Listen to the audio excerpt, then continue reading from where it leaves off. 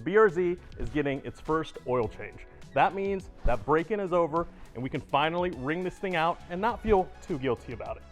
I'm excited because we can take this on a proper canyon drive to really see what it's going to be like on the track.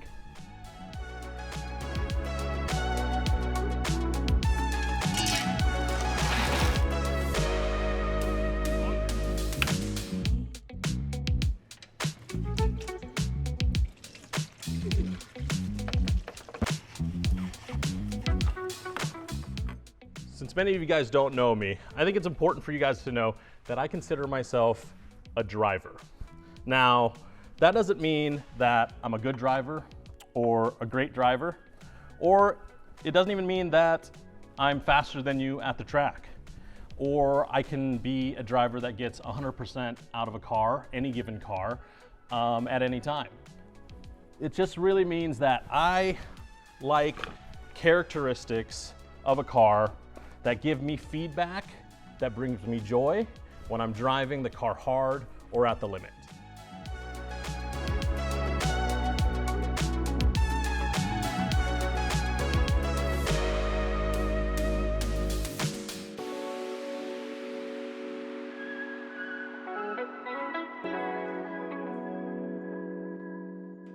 Throughout my experience with driving and owning many cars, I've gone through many manufacturers to find what I feel is the ultimate driver's car that I can afford.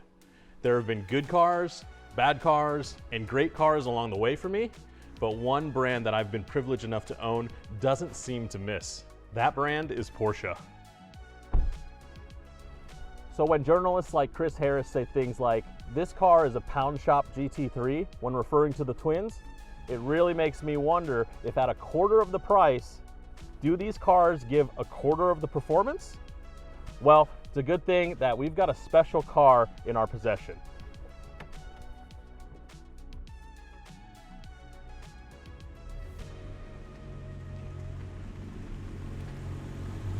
My 2011 Porsche 911 GT3.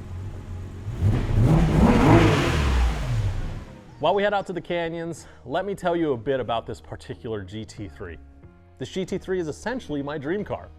Modified with Olin suspension, spherical bushings, solid motor mounts, RS lightweight flywheel, and Akrapovic exhaust, it might as well be many enthusiasts' dream car as well.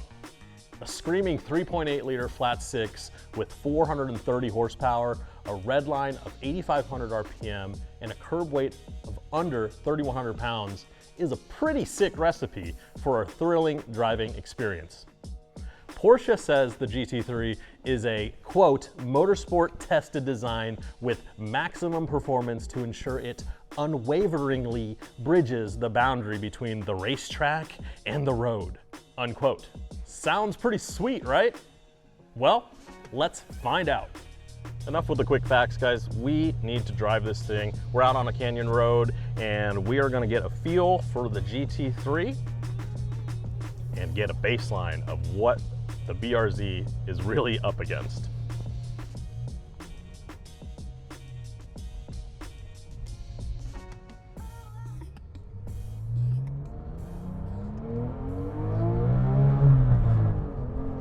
Right away, oh my gosh. The motor is a defining factor in the driving experience of this car. We've got an 8,400 RPM red line on this 3.8 liter flat six, developed by Hans Metzger himself. And it is just a race-bred motor.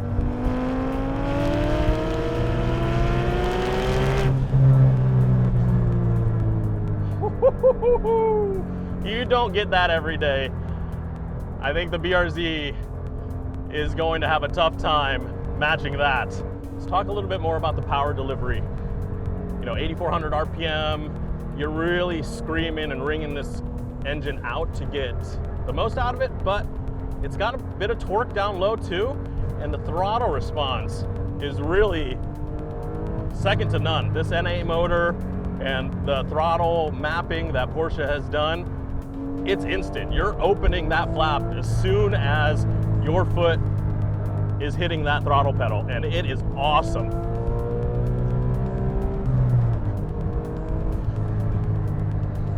Not to mention the balance as well. Granted, we weren't at a standstill, but if we were, and coming off of, coming from a dig, we've got the weight in the back, right? We've got 305 tires in the rear, so this thing just squats and goes. It's something I haven't felt before until I was in a 911, and it is a really cool feeling riding that wave of power from that Metzger motor.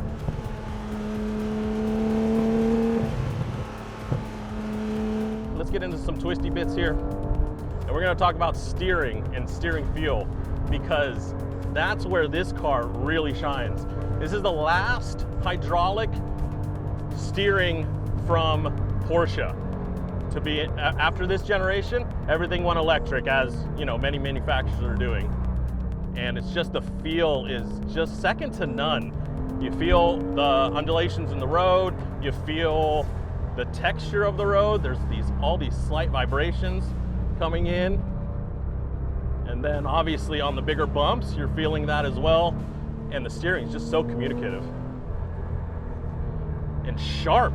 I mean, that's one of the, it's such a race-bred car that this sharp steering, it's almost too much for the road. Man, that's awesome. You know, feel is gonna be a common theme with these cars. There's so much feel in this car. The steering, the chassis. I mean, this car's got Olin suspension on it, so yeah, we are definitely feeling the road through our butt as well, and through our hands. And I love that, because it's got feel in spades, and when you can feel things, you understand what the car is doing. And you can play with the balance, you can understand how much front end grip that you have, and it really makes for an amazing driving experience. Something that, you know, I look for in all my cars that I drive. Let's talk about the chassis for a little bit as I'm coming through some of these corners here. You know, we've got a rear engine, rear wheel drive car, right? The weight's in the back. The front end just feels so delicate and so light, but there's still grip too. You put the weight on the front end and the car turns in. You would think, like, this car's gotta push, but somehow Porsche's done it to where that front end grip is awesome on this car and turns you in and sticks you and keeps you there until you ride that wave of power out of those corners. And we're at a stop sign right now and we're in idle. My foot is off the clutch and you guys can just hear the lightweight flywheel chattering in this car. I mean, it's just such an experience in this car. Granted, you know, it's not OEM. There's modifications done to it that heighten everything. But that's what I like. That's what I want in a car. That's my fun car. Obviously, a day-to-day driver or daily driver, I don't like that. And that's why this car doesn't see the street that often. And on the track, this thing just shines. It is a race car on the street. And when it's on the track, it really shines. And we'll be able to see that in a future video. Everything else inside the cabin, you know, premium finishes. It's definitely a little bland, a little boring, right? But it's clean, premium, driver focused. You've got the classic 911 5 dials, all analog, you know, just the way I like it. And everything feels good to touch. You know, those are some of those premium finishes that I like, and I like them about the BRZ as well. Some of those touch points feel great. The steering wheel feels great.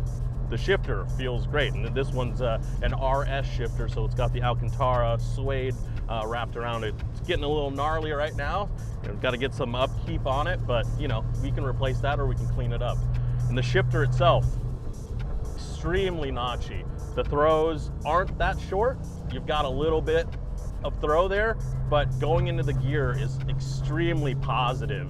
You know you're in a gear, you know you're forcing it in because it's notchy and it's that bolt action like feel, which is a cliche these days, but Porsche's been doing it for a lot of years. got a chill section of road. We got some people in front of us. Talk about the seating position really quick on this car. I have the seat in the lowest position and obviously pretty comfortable. Everything just falls into place. Like, the ergonomics are fantastic. Everything's right here. All the buttons are there, tactile. Hand falls to shifter, just like that. It's all very natural in here. And that's one of the things that I've found in all of my Porsches that I've ever owned, is that the seating position is probably the best out of the factory that I've ever experienced.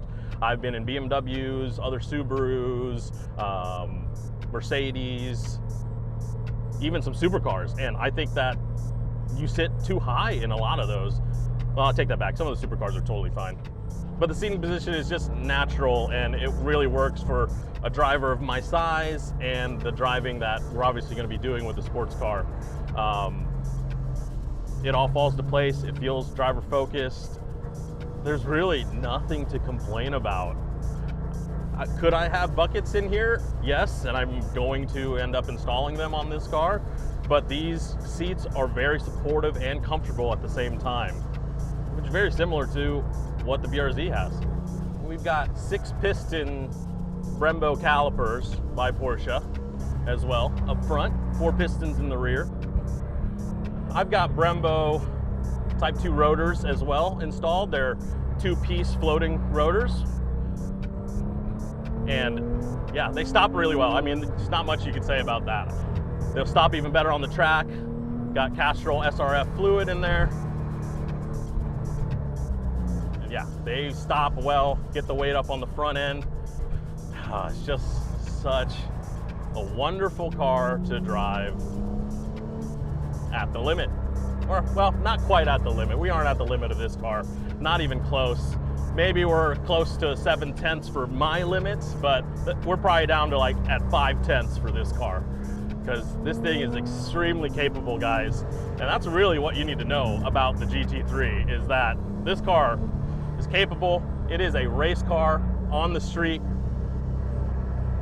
And I mean, you're paying for it, because MSRPs for these cars back in 2011 were about 120,000, you know, depending on options. And today, the used market, a 997, depending on if it's a .1 or .2, will range anywhere from 140,000 to 180,000, depending on the spec. And that is a pretty penny. And with that price point, that really goes to show, like, is it really worth it? To me, it is. This thing is kind of a collector item as well. It won't lose value, etc. But I'm not gonna bore you guys with that. Let's say this car's $150,000. Well, the BRZ was about $40,000 all in. So we're talking about a quarter of the price for the BRZ. There's no way that that car is only the quarter of a performance of this GT3. So is this the ultimate driver's car in my mind? Absolutely. It's up there at least. And that is what we are trying to do with the BRZ. I want to get that car up into my top 5 driving cars that I've ever driven by modifying it. I think that it's pretty dang close already in stock form, but with the things that we're gonna do, the slight tweaks, it's gonna make for a great driving experience at a quarter of the price. And that's a pretty compelling argument.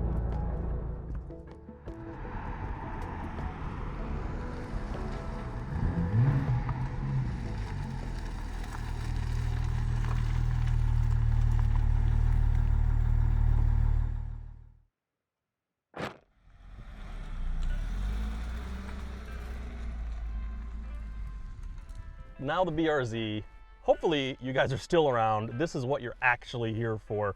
We want to talk about this BRZ. We're sitting here inside. I want to take a look at the cabin, which, again, it's pretty bland, but it's nice, driver focused.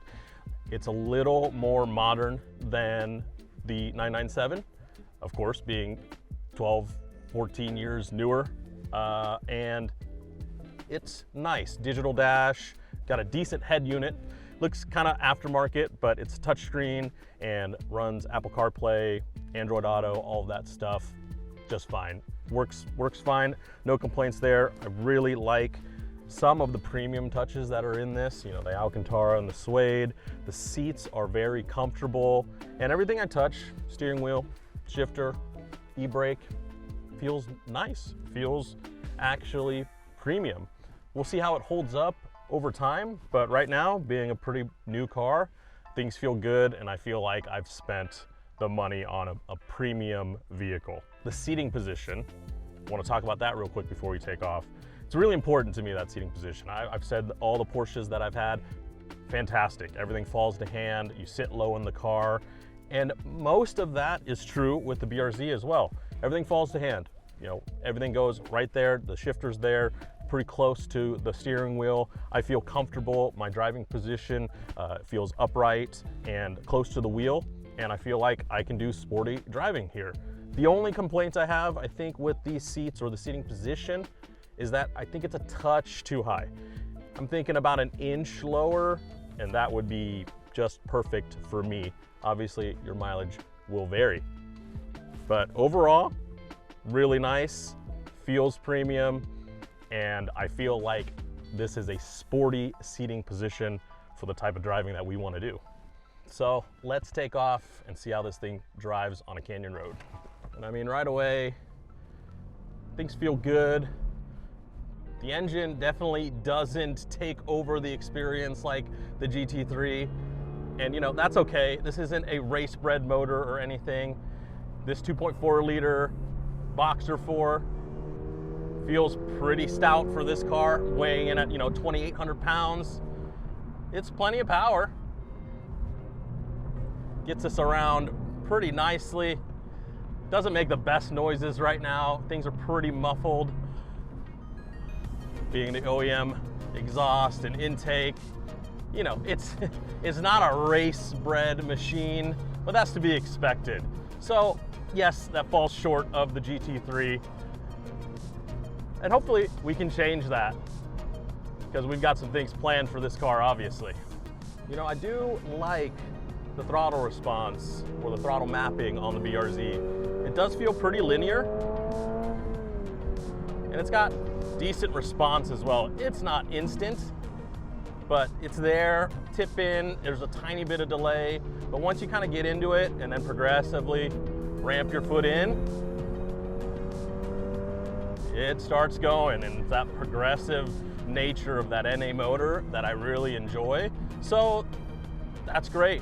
I think that maybe with some tweaks and tuning, we can get that instant feel, and I think that will be a really nice touch for the throttle mapping on this BRZ.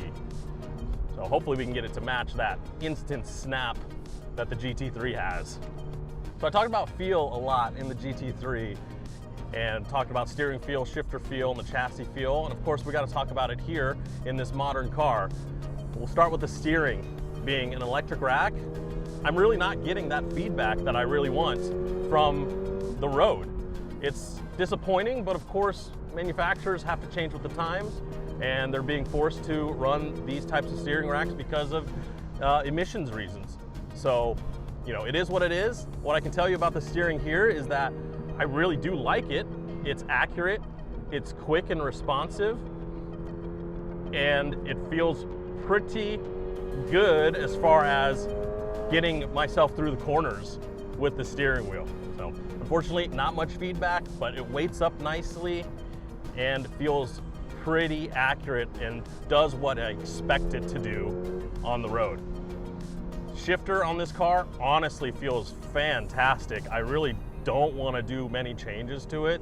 I probably will, just because, just to do some fine tuning, maybe a weightier knob or something like that, but I like it. The throw is a little long, but it feels good, it feels positive, and I'm not struggling to find gears with this shift box. So really nice from Subaru here on the gear shift.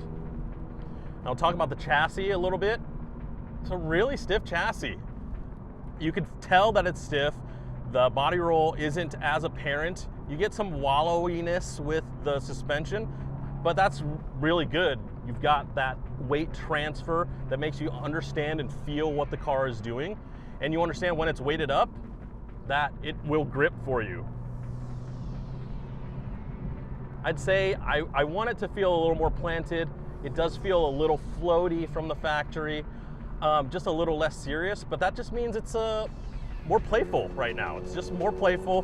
The car moves around a bit, and it's really fun. The change of direction is super quick, very similar to what I was seeing in the GT3. So again, 8+ for the chassis control and the handling on this BRZ. It's really fun, it's super playful. I think that's fantastic for a driver's car. I just wish there was a little bit more feel. And honestly, I want it to be a little more serious, right? More serious like the GT3 is. And of course, suspension changes should help with that a lot.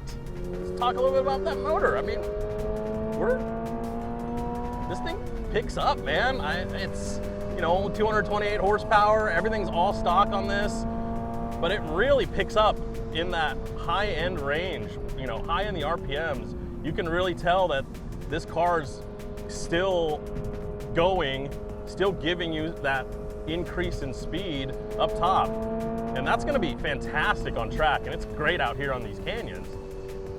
I cannot complain that the car didn't come with a turbo. I really can't. This is good enough, and honestly, if we were driving these cars back to back or chasing each other down these roads, I think that this car would easily keep up with the GT3. Of course, we're on a canyon road, we're on public highways, so we're not pushing it crazy, but when we're in the technical sections, I don't think this car would have any issues keeping up with the GT3.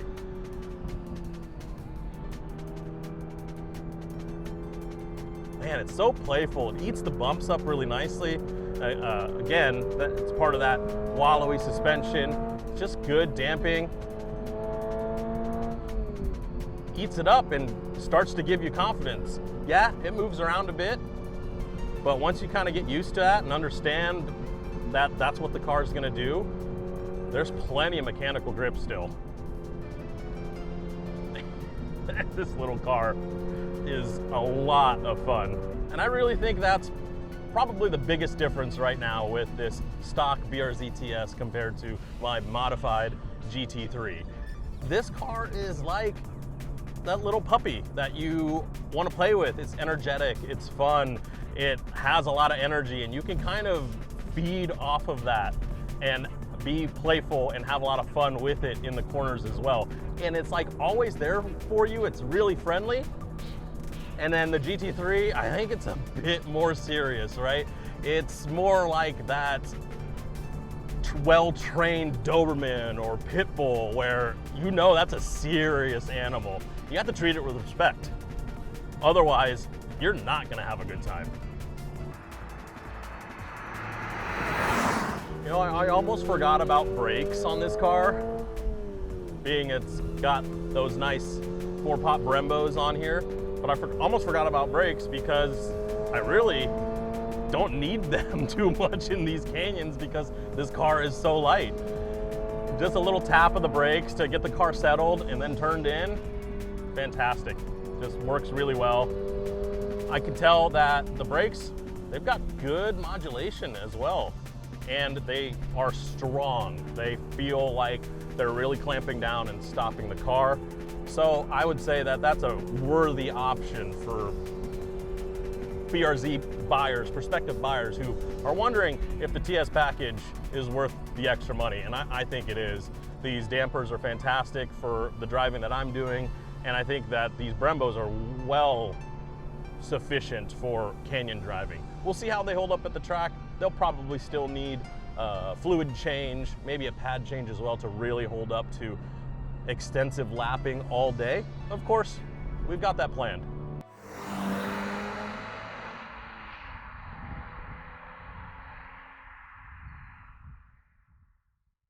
Tell you, the sound is not the best, and I've got the engine noise being piped in right now. Again, it's all stock. I haven't changed that setting yet.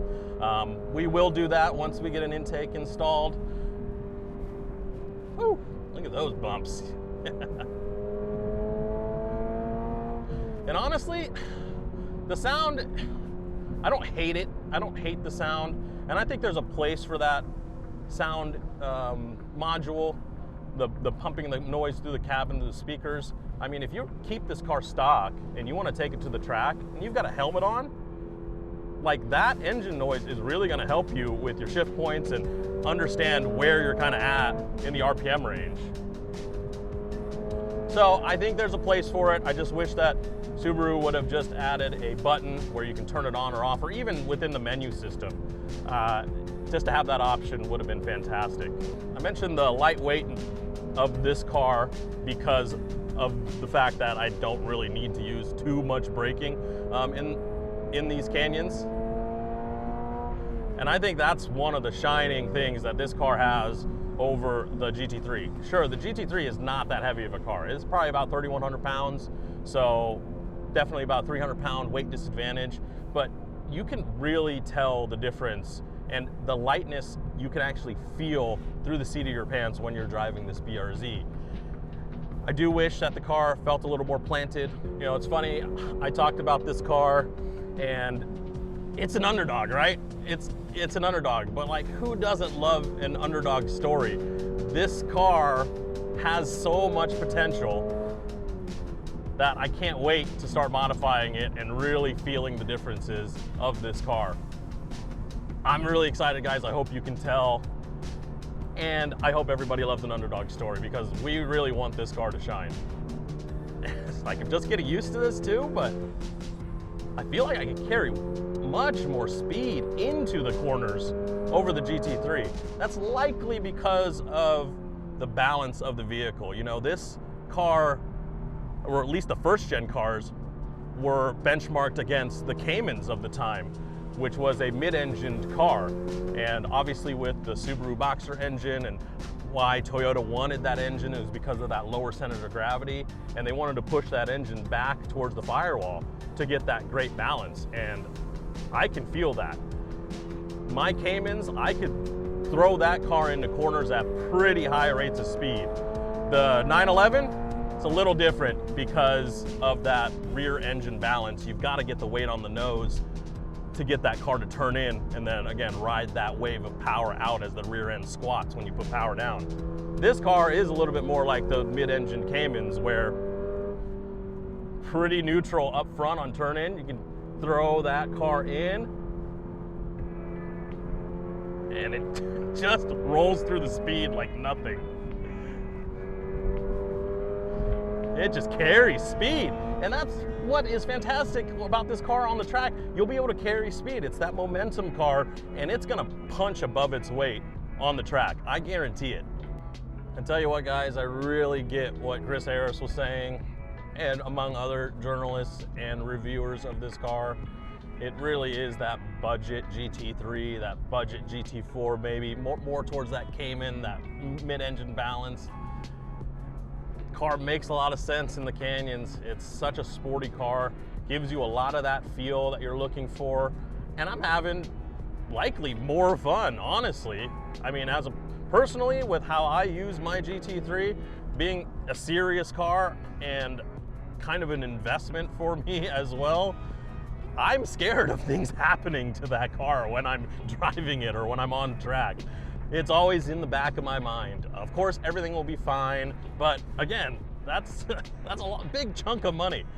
With this car, I'm a little less concerned. Obviously, they've made a lot of these cars, there's parts for them, they're still making them, and you know, at $40,000, it's much less of an investment.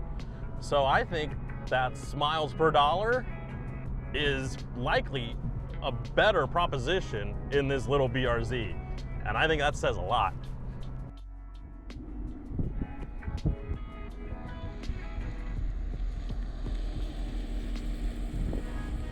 Now we've driven both cars back to back. I think we can wrap this thing up. Let's head back to the shop and talk about final thoughts. I hope you guys can tell that I had a fantastic time filming this video. I personally love driving and making content that I find inspiring and beautiful. I really hope I can bring more of that to this channel and make it worthwhile for you guys watching at home. With that said, I want to thank you all for watching and sticking around if you're still here. You guys are the real MVP for watching that entire video and being here. We've got a lot planned for the channel and for the BRZ, so I hope you guys will consider subscribing. It really helps us to get subscribers, and it doesn't cost you guys anything. So my final thoughts on the BRZ are probably not going to be anything surprising. I really love this car, and it has surpassed my expectations already after owning it for just over a month. Now, is it a GT3? No, it's not quite there, but it is much closer than one would imagine. The FA24 lacks that motorsport heritage and DNA that really makes the GT3 a special and thrilling experience to drive. But the chassis dynamics, the lightweight nature and low center of gravity really allows the BRZ to shine in the canyons and give the GT3 a run for the money. So it's no big surprise, I'm going to have to agree with the professional journalist that this thing is a budget GT car. Now, the real question is, how much is it going to take to make this BRZ a GT3 or even better? That's what we're trying to find out, and we hope you guys will be here when we do. I hope you guys enjoyed this video and maybe even learned something. Until the next one, guys, peace.